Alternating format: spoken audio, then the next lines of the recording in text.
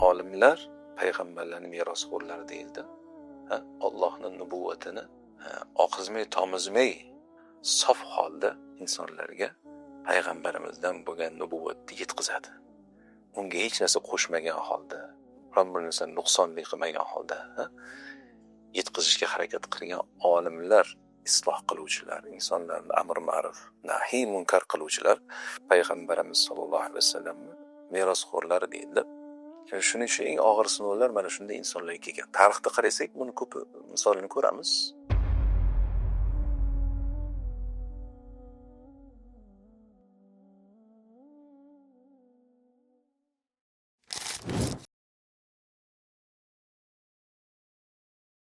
Inson nimani xohlasa Allohning rahmati haqida gapirsin, bu gapi baribir Allohning rahmatini tasvirlash uchun yetmaydi. Ya'ni Allohning rahmati bundan ulug'roq. Qancha xayoliga keltirib tasavvur qilib ko'rsin Allohning rahmati haqida, baribir Allohning rahmati bundan ulug'roq. Allohning bu kaunida, borlig'ida agar biz mana shu basira bilan qarasak, hamma narsani Allohning rahmati bilan to'lganligini ko'ramiz. Xuddiki dengiz suvga to'lgandek yoki borliq havoga to'lgandek Allohning rahmati shu darajada hamma narsani qamrab olganligini ko'ramiz. Endi odamlarda savol tug'iladi. Agar Allohning rahmati biz aytgan narsalardan ham ulug'roq bo'lsa, biz xayolimizga keltiradigan, tasavvur qilishimiz mumkin bo'lgan narsadan-da ulug'roq bo'lsa Allohning rahmati, bu azoblangan, musibatlangan, o'ldirilayotgan mo'min musulmonlarga nisbatan rahmati qayerda qoldi degan savol tug'iladi. Mana bugungi kunda biz yangiliklar, axborot orqali kuzatamiz. Dunyoning boshqa chekkalarida mo'min, mu'mina, muslim, muslima, birodar, aka, uka, opa, singillarimiz azoblanayotganlar, musibatlangani, kofirni zulmi ostida qiynalayotganligini ko'ramiz. Bularga Allohning rahmati qani unda degan savol tug'iladi. Javob shuki, Alloh taoloni bandalari ichida shundaylar bo'lar ekanki, Alloh ularni jannatdagi manzilatini, ulug' manzilatga qo'yar ekanda, lekin uni dunyodagi amallari yetmas ekan shu manzilatga yetishga. Shuning uchun Alloh taolo musibat berar ekanki, ana shu musibatlarga sabr qilish orqali bu bandani Allohning huzurida maqomi, darajasi ulug'lashar ekan. Qarang, kimdir shahodatni orzu qilaman deyishi mumkin. Allohdan duo qilib so'rash mumkin. Yoki masalan jannatda firdavslarga kirgim keladi deyishi mumkin. Nabiy sallallohu alayhi vasallamga qo'shni bo'lishni orzu qilaman deyishi mumkin. Ya'ni nihoyatda ulug' maqomlarni istab Allohdan duo qilib so'rashi mumkin. Lekin uni amallari u manzilatga yetmasligi mumkin. Shunda Alloh taolo unga og'ir bir musibatlar berar ekanki, mana shu musibatlar orqali ana shu manzilatga yetkazish uchun. Demak, mana shu musibatlar ham unga nima bo'lar ekan? Rahmat bo'lar ekan. Nabiy sallallohu alayhi vasallam bir hadisda aytadilarki, eng shiddatli ibtilo qilinadigan kishilar bu anbiyolar, payg'ambarlar. Ya'ni eng og'ir sinovlar kimga? Payg'ambarlarga keladi. Undan keyin payg'ambarga o'xshaganlarga, undan keyin ana shu payg'ambarga o'xshaganlarga dedilar. Kim o'xshaydi payg'ambarlarga? Olimlar payg'ambarlarning merosxo'rlari deyildi. Allohning nubuvatini oqizmay tomizmay sof holda insonlarga payg'ambarimizdan bo'lgan nubuvatni yetkazadi. Unga hech narsa qo'shmagan holda, biron bir narsa nuqsonli qilmagan holda yetkazishga harakat qilgan olimlar, isloh qiluvchilar, insonlarni amr ma'ruf, nahiy munkar qiluvchilar payg'ambarimiz sollallohu alayhi vasallamni merosxo'rlari deyildi. Shuning uchun eng og'ir sinovlar mana shunday insonlarga kelgan. Tarixda qarasak, buni ko'p misolini ko'ramiz. Payg'ambarimizdan keyin sahobalarga kelgan musibatlar yoki bo'lsa undan keyin kelgan avlodlardagi ayimmalar, olimlar misolida, misol uchun Abu Hanifa rahimahulloh bo'ladimi? Imom Ahmad, Imom Buxoriy, Sufyon as-Savriy, ya'ni ko'p olimlarga og'ir musibatlar kelgan. Nima uchun? Mana shu haqni olib kelishgani uchun. Biz bilamizki, haq kelinsa ana shu odamga dushmanchilik qilinadi. Xulosa qilib aytadigan bo'lsak, bu ibtilolar, bu sinovlar Allohning rahmatini bir ko'rinishi ekan. Faqat unga biz bu ko'z bilan qaramasligimiz kerak-da, qalb ko'zi bilan dedik, basira bilan qarashimiz kerak ekan. Ya'ni Alloh taolo bizga Qur'onda buni sahobalar hayotida judayam go'zal suratda bayon qildi. Sahobalarga kelgan sinovlar va ular ana shu sinov paytida eng og'ir paytlarda ham nima deyishdi? Hada ma wa'adanallohu va rasuluhu deyishdi. Bu Alloh va Rasul bizga va'da qilgan narsa shu edi deyishdi. Ya'ni bunda rahmat ko'ra bilishdi ular. Ya'ni Alloh taolo va'da qilganda sizlarni albatta sinayman degandi.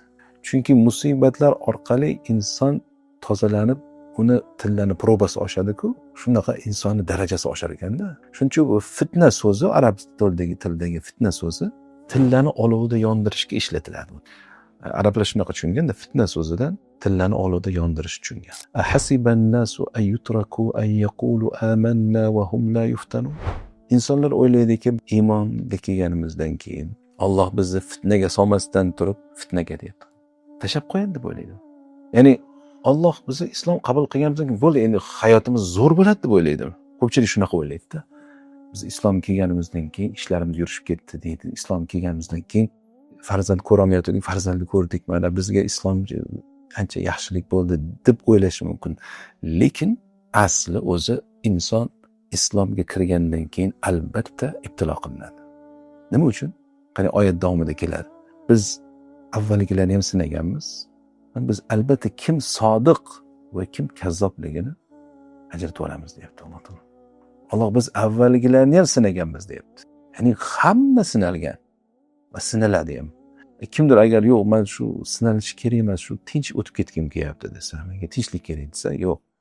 Bu hayot qonuni bunaqa emas. Alloh taolo buni sunan qildi, ya'ni o'zgarmaydigan qonun qildi.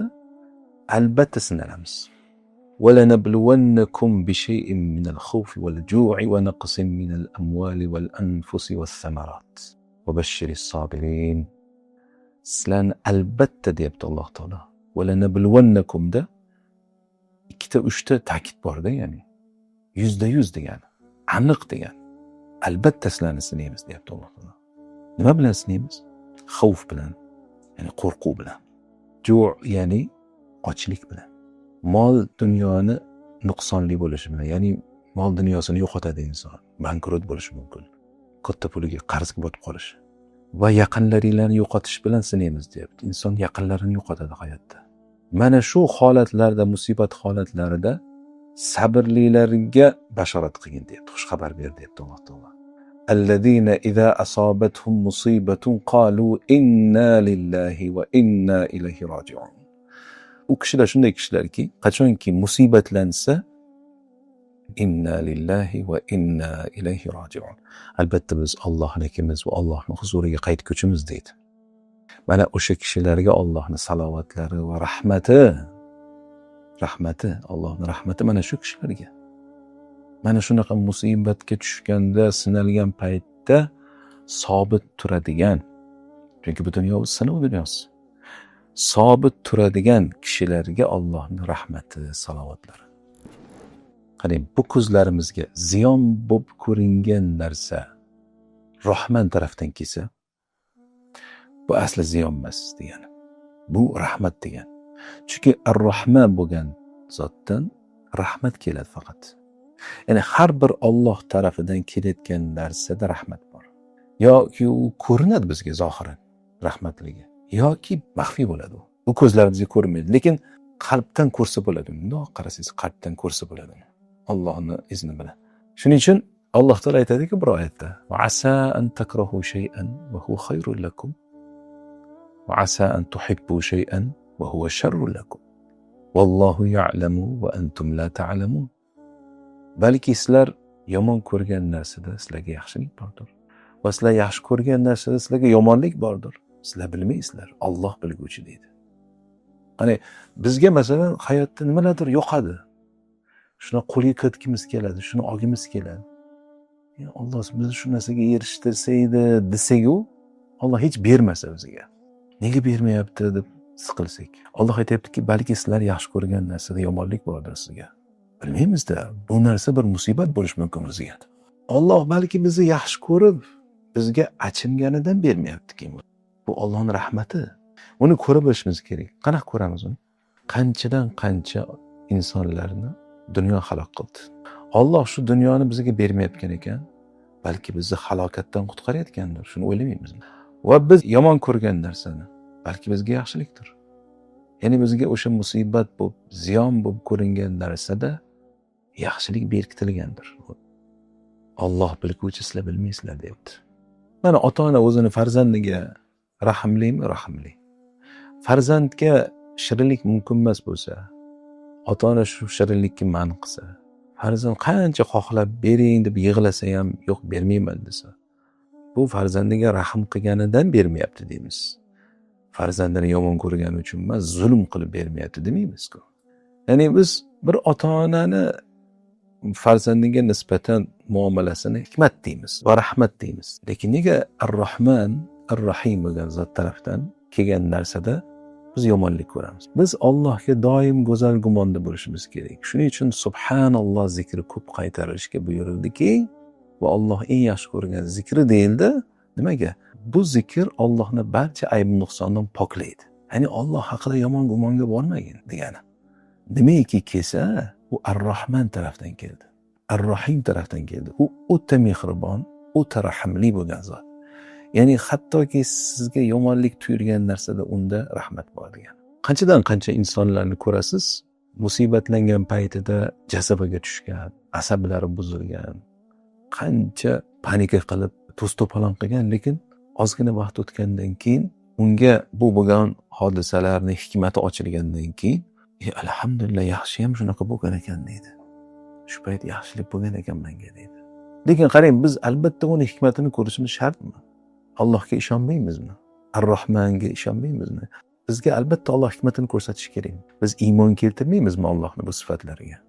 Biz agar Allohni Ar-Rahman, Ar-Rahim ism sifatlariga iymon keltirsak, biz Alloh haqida faqat go'zal gumon qilishimiz kerak degan.